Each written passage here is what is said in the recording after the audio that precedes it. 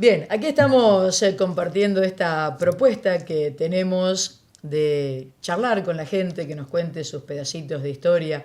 Y tenemos una invitada que hacía unos días que no venía, porque también le habíamos dado lugar a otras personas que también tienen mucho para contar. Y vos sabés, Erna, que van apareciendo gente que tiene ganas de contar lo suyo, de compartir. Así que bueno, bienvenida nuevamente, porque me estaban diciendo, Erna, ¿cuándo vuelve? Bueno, Así que bueno, esperemos que sean eh, algunos pacientes, esos que tienen mucha paciencia. Erna, como hubo una interrupción allí, vamos a retomar un poquito el tema. El mate, que no falte el mate.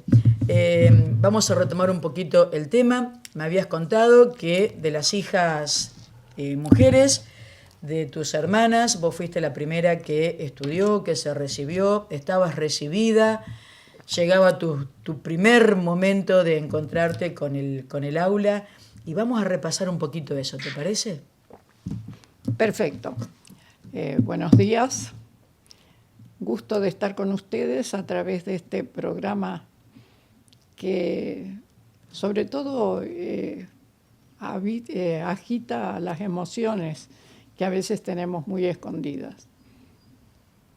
Así que es cierto lo que Marisa dijo, primera recibida en mi familia, la que inicié en ese aspecto, la senda que después siguieron también mis hermanas y superaron ampliamente.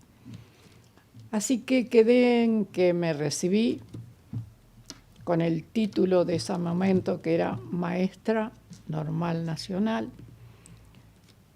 que era el título que se daba en la primera escuela que Sarmiento creó, la Escuela de Maestros en Paraná. Previa inscripción en 3 escuelas de San Carlos, porque para llegar al norte era incómodo llegar, así que no quería irme lejos.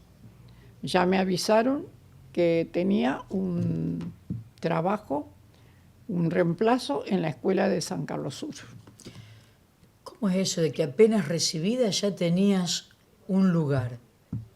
Sí, yo creo que esto le va a llamar la atención a los docentes de ahora que hacen tal peregrinaje antes de ser titulares. Docentes, no solo docentes, tenemos los auxiliares docentes, que está muy bien que le cambiaron la palabra portero por auxiliar docente, porque en realidad ellos en las escuelas ya cumplían la función de auxiliar docente. No era que abrían y cerraban la escuela y limpiaban los pisos. Había un chico con un problema, lo atendían, vos necesitabas algo en el grado, te traían los mapas, llevaban, guardaban, te traían las láminas, atendían, te contaban cosas de los chicos que vos no veías y que ellos sí, porque estabas en el aula y salían al baño y decían, ¿qué pasó? Ese chico tardó tanto, fui a ver qué pasó. O sea, siempre atentas a la necesidad de la escuela, no solo de abrir la puerta y hacer la limpieza. Entonces, bueno, también no solo los docentes, sino todos los que tienen que hacer todo un periplo antes de poder estar nombrado en un trabajo. Y a veces, que yo conozco gente de acá, por ejemplo, una persona a la que aprecio mucho, que es maestra jardinera, pero se recibió, ya tuvo un bebé ahí enseguida, y no, la necesidad económica de su familia hizo que no pueda estar esperando que la llamen un día para un reemplazo, otro día, y tener que estar a disposición, porque vos no podés tener otro trabajo, sabés que te llaman, tenés que ir o perdés el turno. Entonces, eso dificultaba. ¿Qué pasó en el momento en que a mí me avisan que tengo que empezar un reemplazo en San Carlos Sur? No había maestras en San Carlos. Éramos muy pocas las que estábamos acá. La mayor parte de gente venía de Santa Fe o venía de otras zonas. éramos muy pocas las que éramos maestras todavía. Era una época en que ser maestra era casi el sumum de que lograban las mujeres. Claro. Y ustedes van a ver... De haber sido a estudiar afuera, a Santa Fe. Y hay todas las otras dificultades. El tema es que al haber menos, si bien había menos cargos, pero no alcanzaban las maestras que había. Tal es así que ese tema estaba tan reconocido por el Ministerio de Educación que, por ejemplo, cuando yo daba clase en la Escuela Mariano Moreno, me quedaba cerca a mi casa, 10 cuadras, 12. Pero cuando daba acá en la Sarmiento, ya no alcanzaba a llegar a mi casa. Comíamos de Amada Rastelli, que es donde ahora tienen frente, a ver cómo te digo, Mon. Sí. Bueno, ahí vivía Amada Rastelli, que era hermana de Blanca Mavilla. De la biblioteca. De la biblioteca, sí. Y ella tenía un comedor. Entonces yo comía ahí para después ir otra vez a la escuela. Pero el ministerio lo tenía reconocido. Cuando teníamos que hacer doble turno, porque no había gente y si no de Santa Fe no venían. La última hora te daban, vos podías irte 1 hora antes y entrar 1 hora después. Y eso ya lo tenían arreglado, que ponían las horas especiales en la última hora para que puedan permitir que sin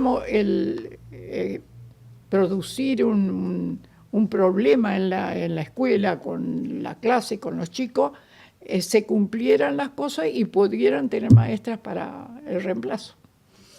Erna, me dijiste muchas cosas que me dan lugar a muchas preguntas. Vamos a arrancar. Tu primer día de clases. ¿Recordás qué grado te tocó? ¿Por cuánto fue el reemplazo? ¿Y cómo fue eso que vos traías en tu valija? Esas ganas, supongo que habrás soñado con ese día, lo habrás imaginado. Y cuando estuviste frente al aula, ¿qué te pasó? ¿Cómo es eso para una docente? En este caso, para vos por primera vez, pero que se repitió a lo largo de toda tu vida con cada vez que entrabas por primera vez a recibir un grupo, ¿no? Ay, Marisa, vos siempre metés el cuchillo hasta lo hondo.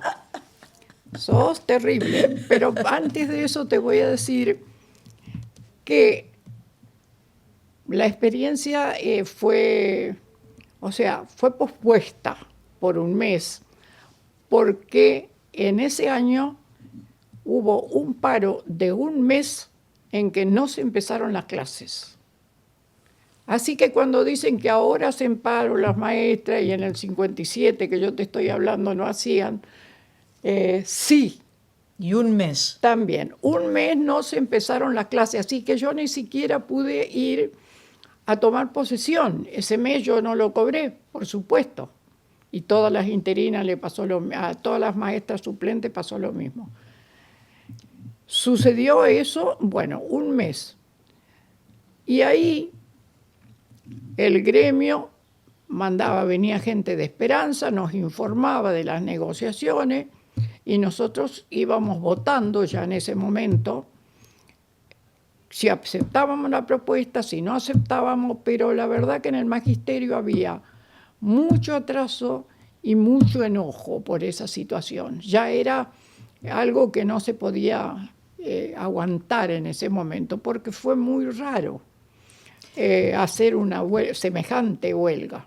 O sea, estamos hablando, cuando vos te recibiste, o cuando una persona se recibe, se agremia, el gremio estaba... Sí. Es tu protección, es quien sale a poner la cara por el maestro, en este caso. Agremiada yo todavía no estaba porque no había empezado a trabajar, pero a nosotros nos reunían, sobre todo las titulares y todo, para que nadie rompa la huelga, porque el peligro era que acuciado por problemas económicos o por lo que sea, empiecen algunos a ir porque la maniobra que estaba haciendo el gobierno, por supuesto, defendiendo los intereses que ellos creían que eran los valederos, apretaban. Entonces, era el tema de no romper. ¿Y eso cómo se logró? Se lograba uniéndonos y conversando. Arriba del bar de Central había un salón. En ese salón nos reuníamos todos los docentes de aquí, de las escuelas de la zona, con gremialistas que venían de Esperanza, que nos iban trayendo las distintas propuestas y las distintas respuestas. Y eran por escrito, así que no era que podían venir a decirnos el verso, estaban escritas. Entonces eso se logró, no con ninguna, romper la huelga, ninguno fue una persona de los que nos reuníamos ahí, porque por más que las que íbamos a reemplazar estábamos perdiendo como en la guerra, pero bueno, no importa.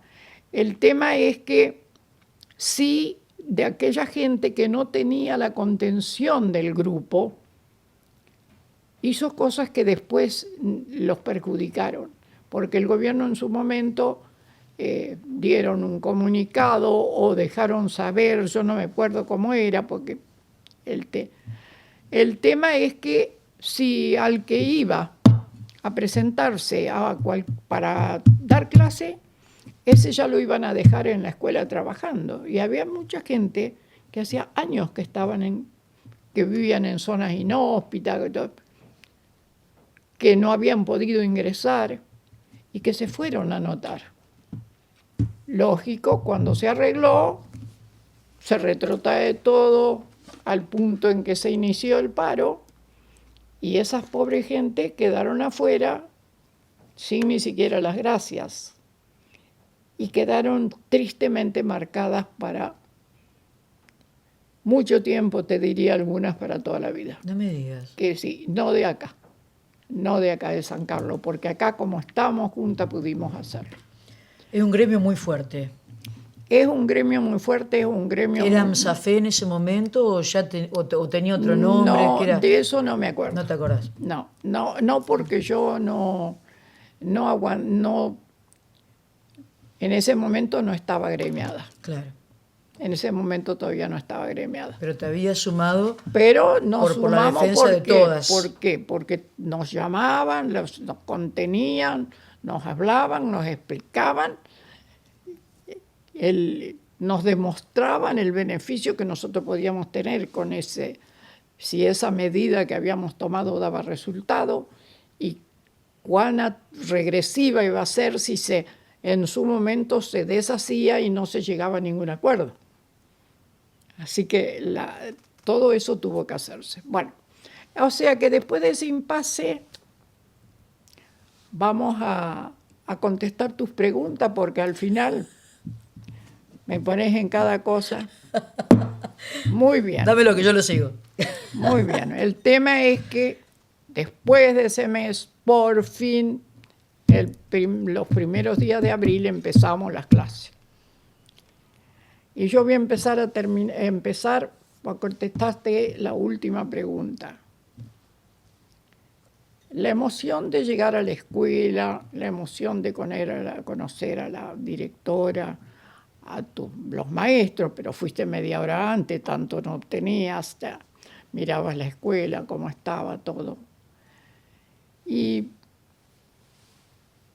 estar en tu primer lugar de trabajo con todo el bagaje de ilusiones, con el recuerdo del esfuerzo realizado. O sea, eso era una película que mientras que ibas entrando al aula... El orgullo para tu familia, para tus padres. La alegría de mi familia, todo tuyo propio, eso. Porque te los fuiste chicos, sola, estudiaste sola allá en Santa Fe. Y sí, y los chicos que iban a tener mi grado, que tenía yo, que eran de Elena Buter de Stettler, pero como ella pasó a la dirección, tuvo que poner reemplazo, leer la expectativa de esos chicos que tenían que dejar a su maestra, que su maestra estaba en la escuela, pero en otro lugar que no era tan... Así que un desafío grande. Porque para nosotros y para mi época era realmente la segunda mamá. Uno la quería a la maestra como Exacto, y para muchos chicos ahora también. sigue eso. No llegues a decirme que la época antes era mejor, No, porque no, ese no, no, no. tema lo voy a Lo que yo, hablar. lo que yo recuerdo que yo amaba a mis maestras. Ah, por Y favor. sabes una cosa, todavía me sigo escribiendo con mi maestra de preescolar, ¿Y sí? la señorita Susana. Nos saludamos, por ahí charlamos un ratito. Conservo mi cuadernito del nivel inicial. Yo amo a mis maestras. ¿Y sí? Y hay una que fue mi maestra y que también te sigue, Iris Schaufler de Stettler. Ah, bueno, porque ese fue mi primer grupo de alumnos en San Carlos Sur. Bueno, pero no te vayas. Contame de esas emociones que me quedé ahí. Bueno. Y después vamos a hablar de tu grupo. Esas chicas son De de esas mi chicas. grupo. El primero, ¿va?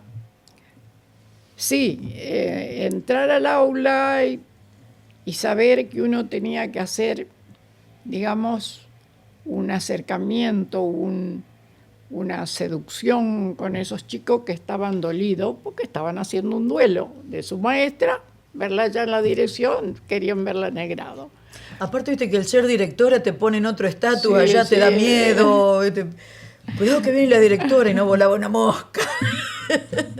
Es feo para el alumno Sí, sí, que te sí. lleven a tu seño y a ponerla en un No, lugar. Pero pudimos enseguida establecer una muy buena relación con esos chicos, muy buena, muy buena. Aparte, Elena Stettler era una persona que favoreció, venía al grado, conversaba, hablaba conmigo, los chicos veían que ella me apreciaba, o sea, hizo todo Más más fácil. fácil, todo sencillo, todo que fluyera mejor. Y realmente, todavía ahora, yo tengo de ese grupo de chicos, gente que me saluda para el Día del Maestro. Tristemente ya muchos se han ido, porque el que vive mucho tiene que decir adiós todos los días, agradecer la vida, pero también saber que hay cosas que se van, que tenés que desapegarte, que tenés que despedirlos, que te queden en el alma. Entonces, la responsabilidad que vos tenés frente a esos chicos, estás empezando algo, tenés mucha teoría, pero de la práctica te falta un montón. Pero a veces hay condiciones personales de los chicos de ellos y los de uno que hacen que pueda ensamblarse bien. Y yo con ese grupo de chicos, ese primer grupo, y después con todos los otros, tuve muy buena relación. Muy buena relación, los recuerdo mucho. Yo fui cuando se hicieron los 25 años, los 50 años de ese grupo de chicos a San Carlos Sur. Lo pasé muy lindo, tengo unas cosas preciosas en mi casa. Y sí, vos me nombraste recién a Iris. A Iris, y yo tenía 3 Schaufler. Tenía Iris Schaufler y después tenía otra, Raquel Schaufler, y después tenía la otra casada con Klaus. La Nenu. La Nenu. O sea, tenía 3. Que no sé cómo se llama la Nenu. Es la Nenu. No, la Nenu yo también. Más que Nenu, en la escuela también le decíamos Nenu. Así que yo tenía esos chicos y después tenía un grupo, era bastante grande. La que siempre, todavía, no, yo dije que no iba a decir nombres porque después hay gente que se van a ofender. Así que voy a contar algo, pero sin decir el nombre. Una alumna que no dejó hasta ahora de saludarme para el Día del Maestro. De ese grupo del 57, que tiene la suerte de estar viviendo, que ya debe tener 81, 82 años. Qué bueno, Erna. Vos sabés que pegó mucho esta charla que tenemos con vos, justamente por la cantidad de chicos que pasaron por el aula y que te tuvieron como maestra, como directora también, ¿no es cierto? No, directora acá no. Y están esperando que vos cuentes, que algunos están esperando que cuentes alguna travesura, tienen miedo que cuentes alguna travesura, pero la gente está ávida de esta charla y que cuentes esas cosas, o sea que me da la pauta, la sensación, y no hay dudas de que generaste mucho en cada alumno. Me estás diciendo de que pasan los años y te sigue saludando y te sigue mandando un mensaje, y si tu maestro fue uno más, no pasa eso. Vos dejaste huellas en tus alumnos. Sí, pero yo creo que poca, mucha, y a veces alguna no tan buena también, hay que reconocerlo. Todos el estar conviviendo un tiempo, unas horas o lo que sea, siempre te marca. Pero lo que pasa es que es un ida y vuelta, porque vos te enriqueces con los chicos y ellos se enriquecen con vos. Tenés funciones diferentes. El tema es que vos no podés dejar de ser humano, no podés dejar de ser empático y no podés dedicarte nada más que a enseñarle a leer, a escribir y a hacer las operaciones, sino que vos tenés un chico, tenés todas esas almas ahí, todas esas personas que tienen que tratarse en forma completa. No por nada en primer grado se hacen las mayores detecciones de problemas en los alumnos que lo hacen los maestros. Por ejemplo, mi hija Beatriz y mi hijo Carlito le descubrieron la miopía en primer grado. ¿Por qué? Porque estuvo sentada un poco más atrás y no veía el pizarrón. Llamaron de la escuela, me pusieron informe, miopía, tac. Carlito lo mismo, ya con la más chiquita, porque todas heredaron la miopía del papá. Ya fuimos a los 4 años a hacerle el estudio para que no tengan que estar. Pero el maestro detecta, el maestro por eso tiene que estar atento y tiene que estar empático. Y cuando me dicen, ay, pero es un maestro tan justo que le da a todos los chicos igual, yo te digo que a las personas o a los chicos no se le puede dar a todos igual. Hay que darle lo que vos sabés que cada uno necesita. Porque hay niños que necesitan más de tu atención. ¿Por qué? Porque tienen problemas familiares, porque tienen alguna carencia, porque sabés que tenés que ayudarlo especialmente en ciertos aspectos y que cuando él salva ese escollo ya está mucho mejor. Entonces vos tenés que estar muy atento. Vos ves a aquel que llegó hoy triste y ¿qué le pasa? ¿Qué le pasa? Yo he tenido, por ejemplo, en la escuela de las 4 esquinas, en la del Burle, vamos a decir, 2 chicos que eran hermanitos, aparentemente con un hogar con muchos problemas, a veces venían a la escuela sin comer. Nosotros más o menos lo sabíamos y después se daba la merienda, que Mantequería donaba el dulce de leche en envases de 5 litros de aluminio. ¿Aluminio? Aluminio. En mi casa yo todavía tengo alguno de esos que mi papá compró para la miel. Aluminio grueso.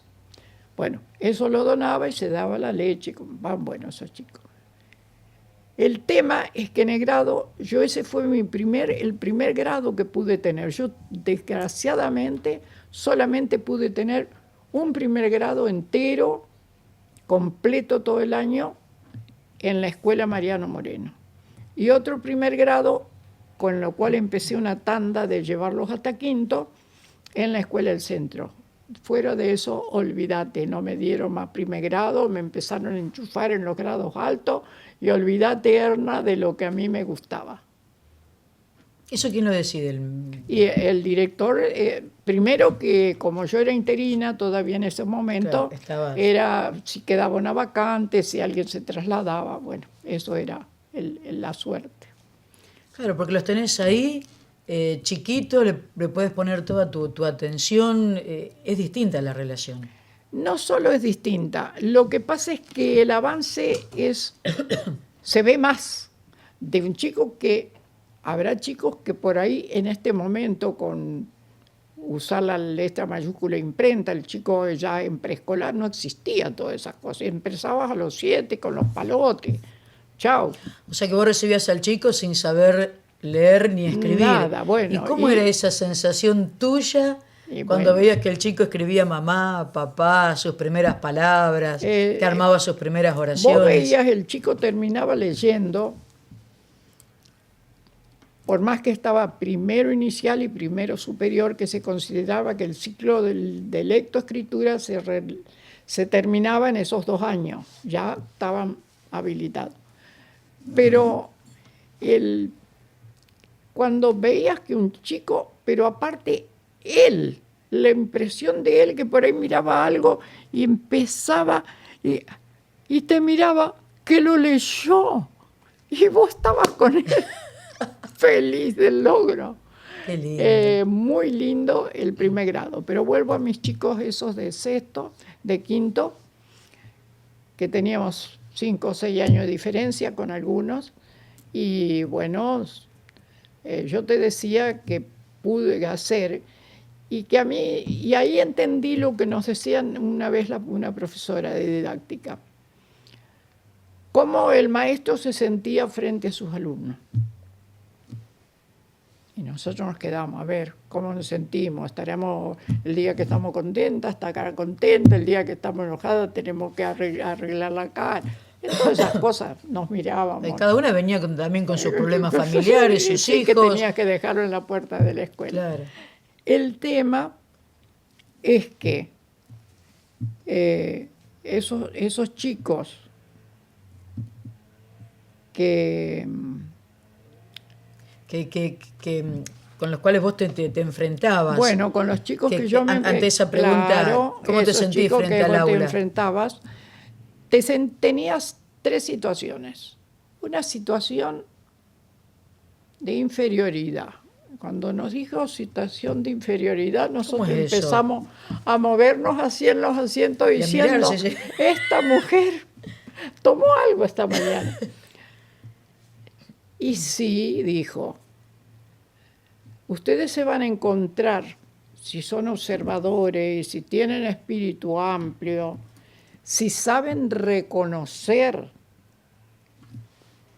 las capacidades que tienen, se van a encontrar con un chico que dibuja, tiene aptitudes para el dibujo, que hace cosas hermosas y que ustedes no la van a hacer. Es una situación de inferioridad. No digo que les tenga que doler, es una situación en que ustedes saben que ese chico tiene una aptitud que ustedes no poseen. O un chico que canta, o un chico que baila, o un chico que tiene una manera que une a todos sus compañeritos alrededor, los arregla las cosas, que vos lo ves que ya tiene una tendencia a lo social. Y vos decís, por ahí. ¿qué liderazgo? Entonces vos ahí decís, pucha, ahí te sentís que tenés menos que ellos. Con lo cual se inicia un gran respeto y una forma de hacer que las aptitudes de cada uno regar. Por eso te digo, no se le puede dar todo lo mismo. Yo no puedo estar regando a aquel que tiene aptitud para el dibujo y mandarlo que vaya a plantar rabanito. Claro. Es otra cosa. Es un aprendizaje mutuo, ¿no? Qué lindo. Es un aprendizaje mutuo. Qué bueno escucharlo. Así que sí. Pero yo te digo, cerrada ahí esa etapa en San Carlos Sur. Y la relación con los papás, ¿cómo era? Prácticamente la relación con los papás no era, en esa época no se hacían visitas domiciliarias, después acá en el centro sí. Aparte yo estuve 4 meses en ese primer grupo. Los conocía si había un acto que a veces que iban o si eran de la cooperadora. O sea, que lo tuyo era exclusivamente con los chicos. Pero lo que pasa es que no había queja. Claro. Porque hoy la mayor relación es Y vos te arreglabas con lo que tenías, pero hay que decir que los grupos eran más chicos, que venía otro tipo de educación de la casa que era mucho más exigente y el chico lo trasladaba al trato con el maestro. Porque cuando dicen que los chicos en la escuela hacen cosas, quizá también traen de la casa una mayor permisividad, una mayor libertad para decir lo que piensan, lo que quieren, y es muy difícil que eso se pueda respetar cuando vos tenés 30 chicos que todos quieren hablar al mismo tiempo, que todos quieren decirte lo que se les viene a la boca. El maestro hoy tiene el piso movido, de acuerdo a mi experiencia. Nosotros pasamos una época preciosa de magisterio. Así es el tema. Claro.